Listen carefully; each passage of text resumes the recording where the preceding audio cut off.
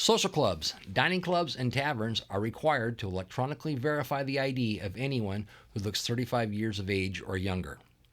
Social clubs are required to electronically verify, scan, the ID of anyone who looks 35 years of age or under in order to admit that person to the club. So, people who look 35 or under must have their ID scanned in order to enter the social club. Dining clubs are only required to electronically verify, scan, the ID of anyone who looks 35 or under who orders an alcoholic beverage. A person who is under 21, a minor, is allowed in a dining club if accompanied by a person who is 21 years of age or older, an adult. The adult does not have to be the minor's parent or guardian. The adult does not have to have his or her ID scanned to enter a dining club, but dining clubs should check the IDs as they normally do if a patron looks under 21 years of age.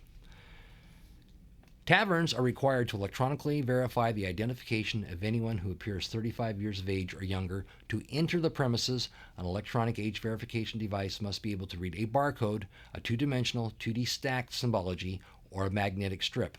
It must be capable of reading a valid state-issued driver's license, a valid state-issued identification card, a valid military identification card, or a valid passport. The device must also have a screen that displays no more than the individual's name, age, ID number, date of birth, gender, and the ID expiration date.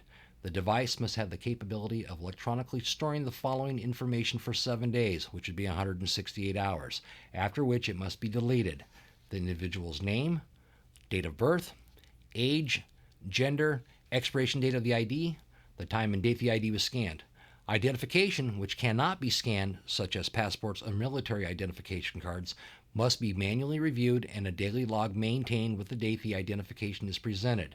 The individual's name, date of birth, type of identification, such as the driver's license, passport, state ID card, the ID's expiration date, and ID number issued by the issuing authority.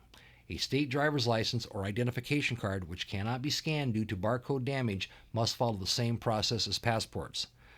These logs are considered records and must be maintained for 7 days and then must be destroyed. In addition to the logs, the scanner contains data which is considered a record.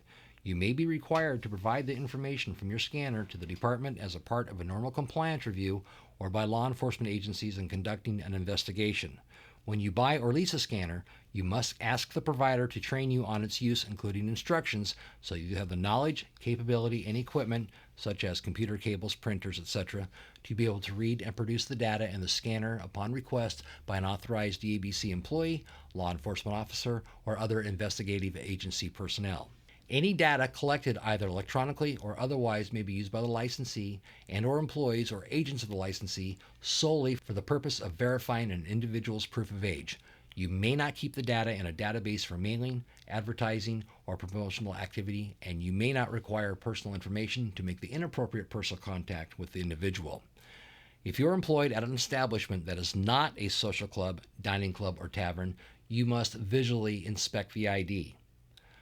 The most common form of a fake ID is a borrowed or stolen ID. The second most common form of a fake ID is a manufactured ID, and the third most common form is an altered ID.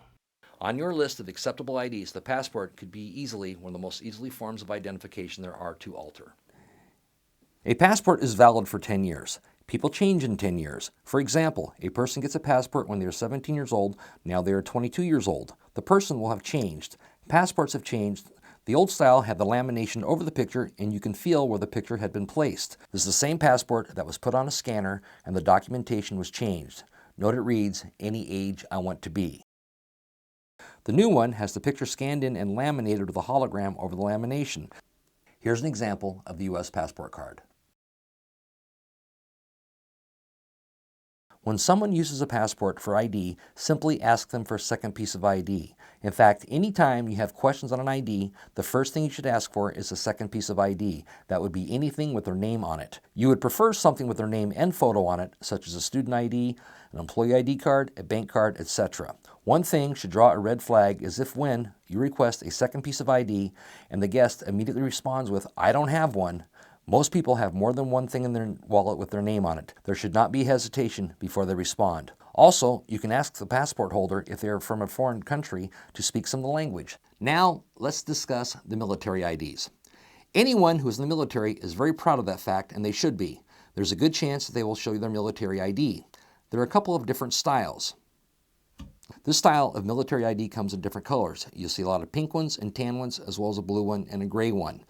The problem with this ID is that the photo can be hard to see, and this ID gets handed off to younger siblings, friends, or whatnot all the time. The information can be photocopied and then applied to the ID, or a hot iron can be pressed into the ID and it'll pop open so the new information can be placed in. Or the back seam can be cut open with an X-Acto knife and the new information placed into the ID. The ID will then be resealed. Well, a telling feature on this ID is this.